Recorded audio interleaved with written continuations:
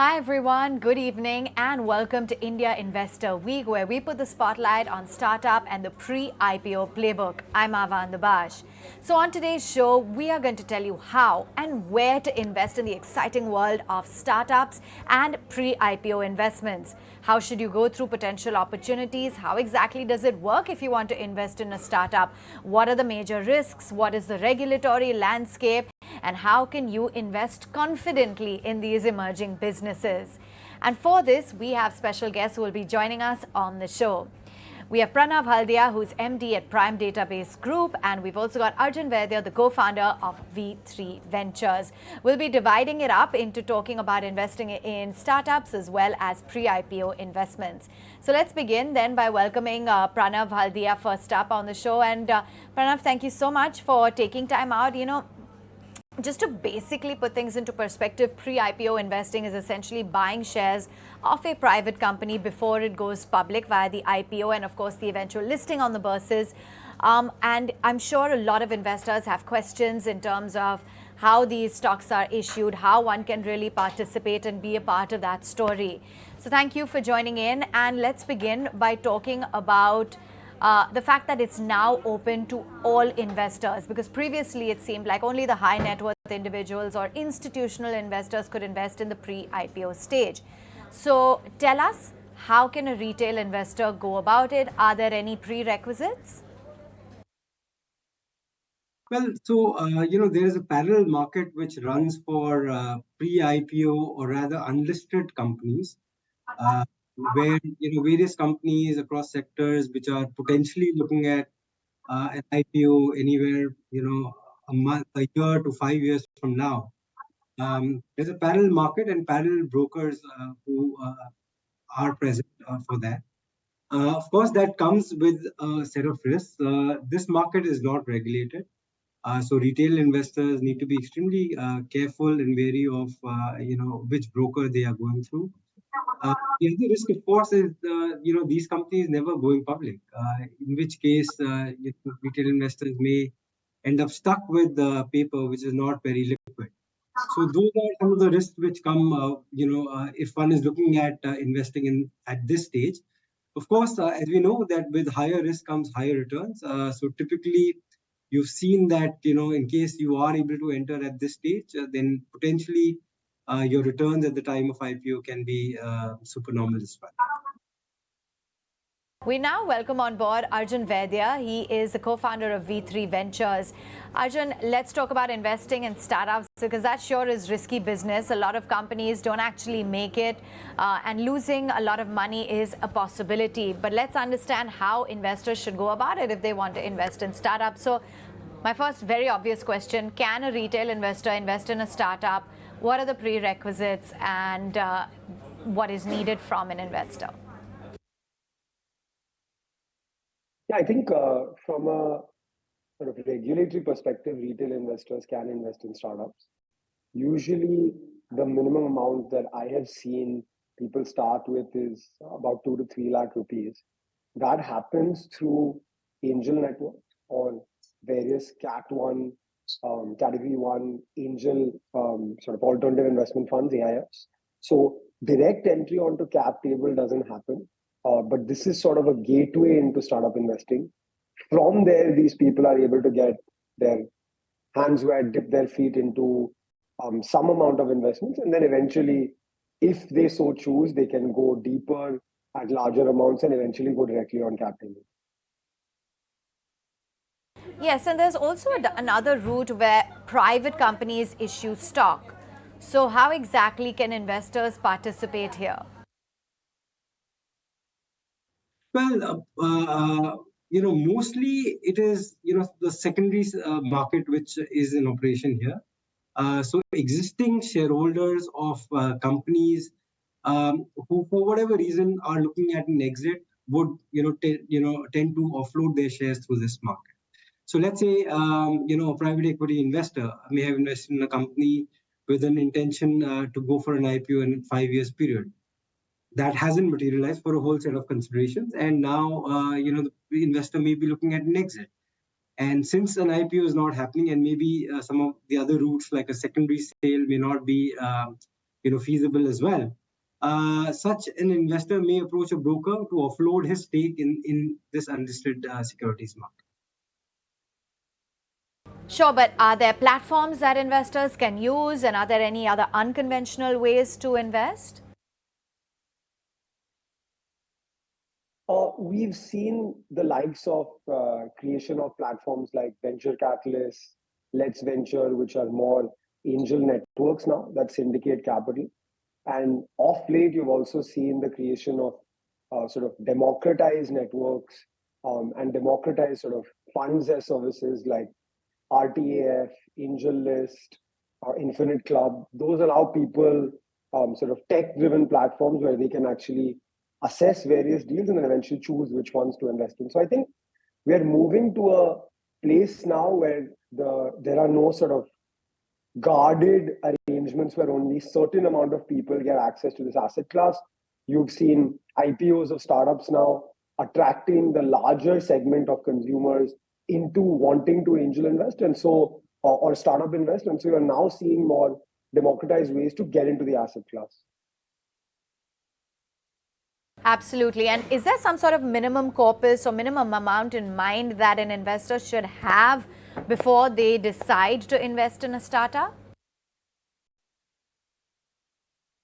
Yeah, I think the first and most important thing about this asset class is that it's completely illiquid.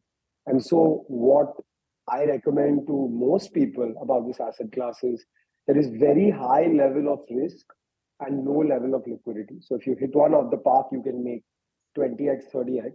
But for that to happen, it takes a 5 to 7 year period. And so if you have a corpus of 2-3 lakhs and able to make 1 or 2 investments, I would strongly advise against this asset class. Unfortunately, while I'm talking about democratization, this only works if you have a portfolio approach. And so the minimum amount of companies that I tell people to keep capital for is 10 companies. So if you pick up sort of amount of, let's say I want to invest 3 lakhs per company, you should have at least 30 lakhs you can diversify your risk. Even though you may be very bullish about a company, given the early stage nature of the company, it may not even be the founder's fault, but the market may change, the regulatory environment may change. And so you have to have the ability to put your capital across pockets so that you have the portfolio approach that mitigates the risk from this.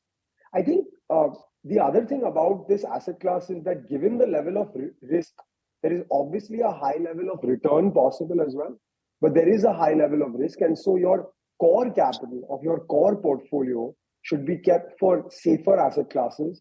As someone who's been a part of this ecosystem environment, even in my portfolio, only 10% of that goes to startups, and I would say that's aggressive. So usually people allocate about 5% of their capital.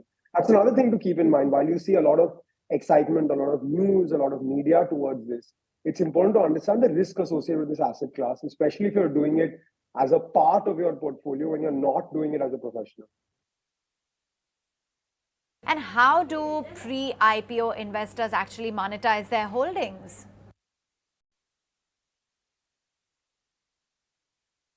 Well, so like I said, this market is extremely illiquid. So unlike a listed securities market, which is your share market, wherein you have a buy-sell quote every second, and you can liquidate your holding at any point in time. This market is extremely illiquid, and you have to go through a broker. It is not online order matching, the kind that you see in the stock market. The broker would give you a quote. Typically, the spreads are also higher given the liquid nature of this market. And that's how you can monetize your holding. So how do investors know, Pranav, whether pre-IPO investing is the right thing for them or not? Well, how do they know if it's the right thing for them? It depends on their risk appetite. I always say that there are different stages of risk even within equity. So for retail investors, since we are specifically talking about them, who do not have the time, understanding, or bandwidth to really delve into companies and how they're performing, the safest bet is, of course, investing into mutual funds. If you're not happy with the kind of returns that you're getting there and you want more, then perhaps you may be dabbling in already listed companies in the stock market. The good part about already listed companies is that because of listing regulations, there is a whole lot of information which is available about these companies. You have their quarterly results, their ownership details, various kinds of developments which are taking place in the company, which need to be disclosed to the stock exchange on a periodic basis. So there is still, a lot of information about these companies. If you still want to take a greater risk, is when you can look at the IPO market.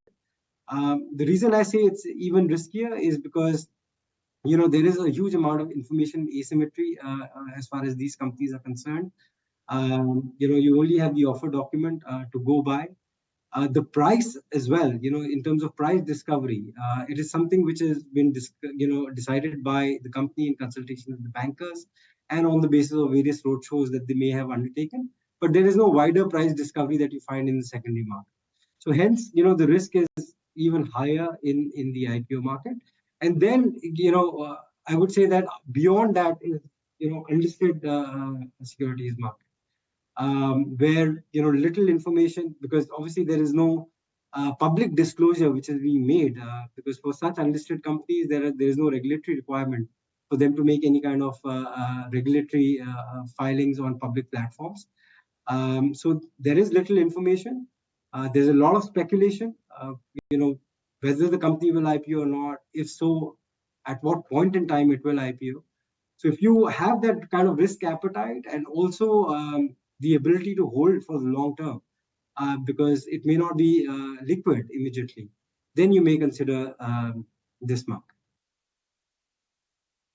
So Arjun, what's the average holding period? And on average, since you're talking about it being very risky business, what kind of a return should one expect?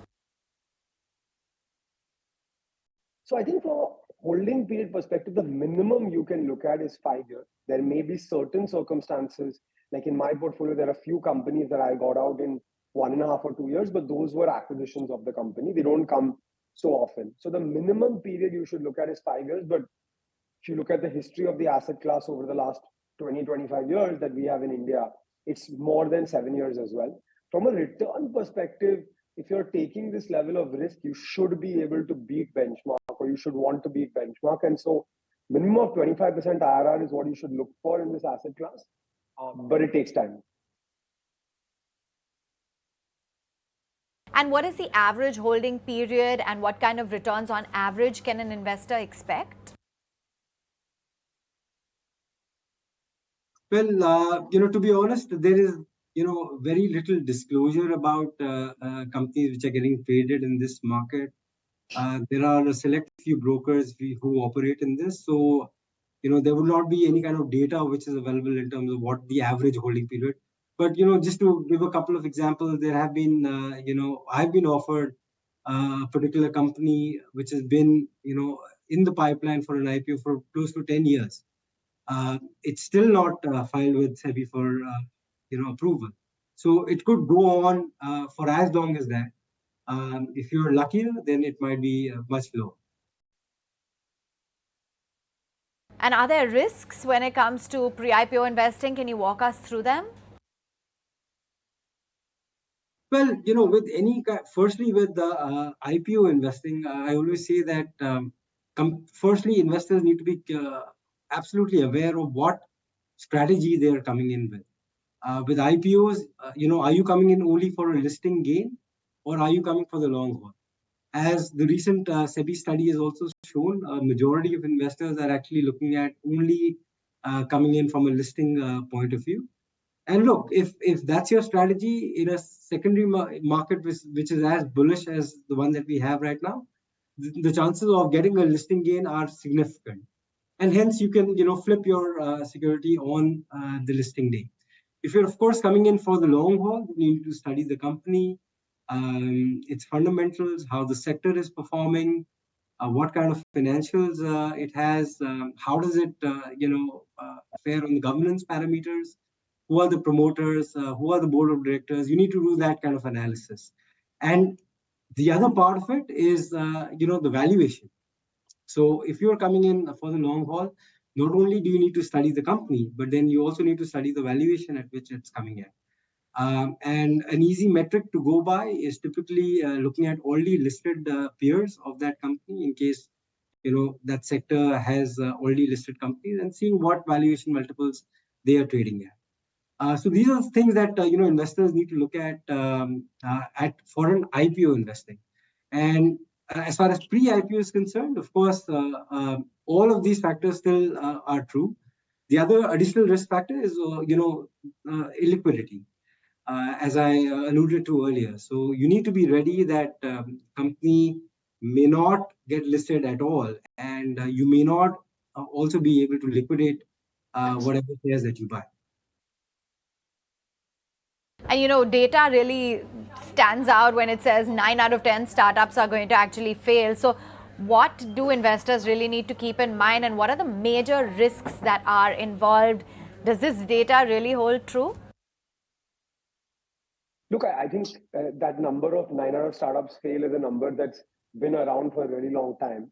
I can't actually judge the validity of that number, but it seems about right, because a lot of the companies that we see eventually don't make it through. And so if you take that metric of 9 out of 10 companies fail, as an investor, you have to try to beat that benchmark. And so you've got to have 3 or 4 out of your 10 companies that should succeed. If you are in that position, you're able to underwrite that kind of risk, then you're doing better than the benchmark or than most people. I think there are a lot of risks about startup investing. There is the risk of too much competition, of business model eventually not working out, because these are usually disruptive business models, of companies running out of cash, of founders trying really hard but not making it, then eventually losing interest or losing the motivation to do it. So I think there's a lot of factors that may not make it work. Having said that, I think we are in a place in India now where there is lots more action, lots more motivation, lots more benchmark. And so I believe that over the next 10 years, you'll see more succeed than have succeeded in the past, because the ecosystem and the world around you is supporting this. But it is, as I said earlier, a very risky business, and it is capital that you have to be okay to lose. You could gain a lot if things go right, but you have to be okay to lose it as well. And a lot of times it's not in your control as an investor, and a lot of times it's not even in the founder's control. Sure, that is understandable. But what roles do financial metrics play? Revenue growth, burn rate, a viability of startups? Because I think a lot of investors struggle when they hear these mammoth valuations of these companies. So how should an investor like you and me really assess a startup before putting down the money?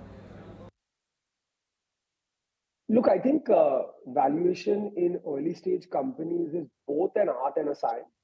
There is some amount of science that comes into it, but I think it's a lot more on people the earlier you go. The later you go, it's more numbers. And so depending on your stage, let's say you're investing in a pre-seed company, there is no revenue and just a founder with an idea. You benchmark a lot on who the founder is, what their background is, why they have a right to win. As you go later on in the journey, you benchmark metrics like revenue, more importantly, revenue growth rate, what's the burn rate of the company, what's the gross margin, contribution margin, and is the company profitable, or what's the path to profitability of the company. I would say in spaces like consumer, which I largely invest in, you do see these metrics of revenue, of bottom line, of gross margin, of contribution margin, of repeat rates, more than you do in other kinds of businesses. And so in that, we usually look at 3 things for a company. We look at what's the revenue growth rate of the company, what's the contribution margin of the company, in that per order, are they making or losing money? If they're losing money, how do they get to profitability?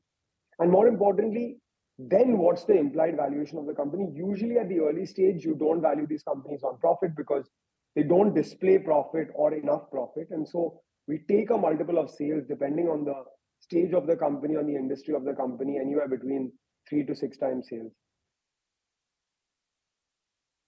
Just to elaborate on that point, we also recently had Sebi issuing that interim ex parte order on TrafficSol ITS Technologies IPO. They've started investigation. So how do investors know those red flags and steer clear from such companies? What are the steps that they need to follow?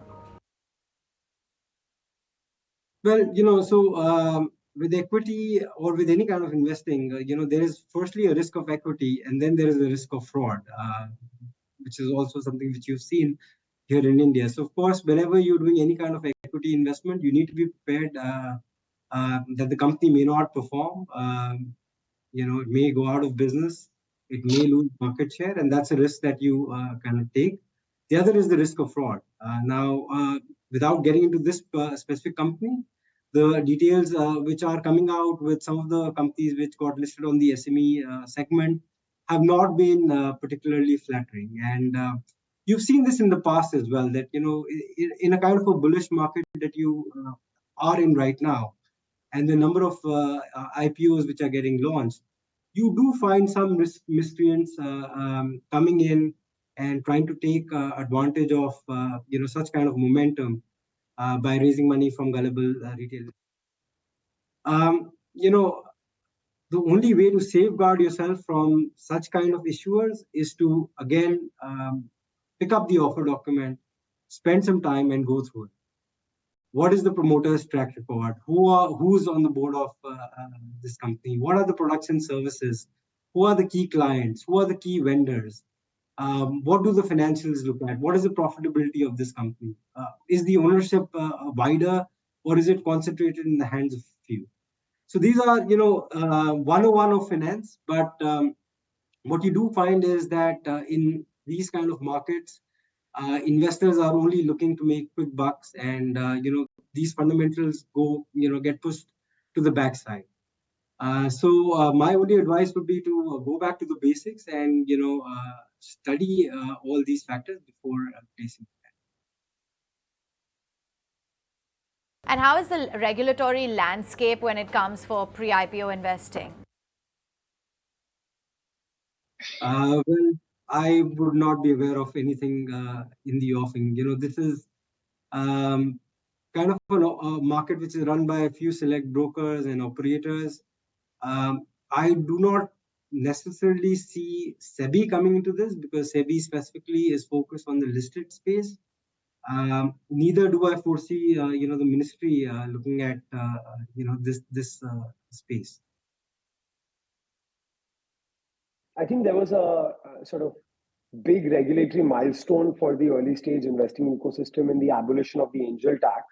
It's something that a lot of us have been talking about for a long time, and it was in sort of discussion in various budgets. But I think the angel tax was a sort of regulatory gray area for a lot of foreign institutions as well as professional investors and people who do this for a living. And so creation of this or sort of abolition of this tax means the follow-on rounds for startups and the access to capital for startups becomes slightly easier. And given that as an angel investor, your risk is mitigated if your company can get after your angel round backed by one or two institutional rounds. Then you have the might of sort of larger pools of capital that can see the startup through a longer period of time and give them more runway. So how can investors very effortlessly navigate this crowded space? How should they look for investment opportunities? Because there's hundreds and thousands of startups that have potential ideas. It seems like you need to find a needle within a haystack. I think a mistake that I made in the early days, and I see a lot of people making as well, is look, as Indian startups, we are very good product builders and very good pitchers. And so if you're new to this world, every single company you will meet will impress you in some way, shape, or form. And so my first piece of advice is, before deploying any money, before deploying even a rupee, at least see 50 pitches. At least see what's good and what's bad. If you can join pitch calls where there are other investors who are a little bit more experienced, to see the kind of questions that come through and build a sort of mock portfolio to start with.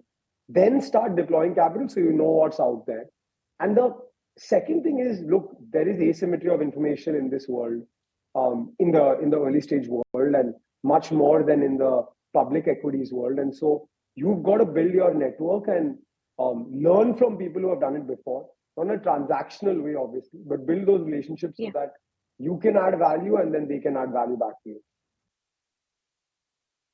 Sure. Arjun, it's been great having you. Thanks so much for pointing out all of those details. So I'm sure now our investors will be a lot more equipped. And thank you so much as well to Pranav for being with us today on the show. Hope we got a lot of your questions and queries regarding pre-IPO investments and investing in startups answered. We'd love to hear your feedback. Thanks so much for watching. We'll wind it up. If you like this video, then like, share and subscribe to ET Now.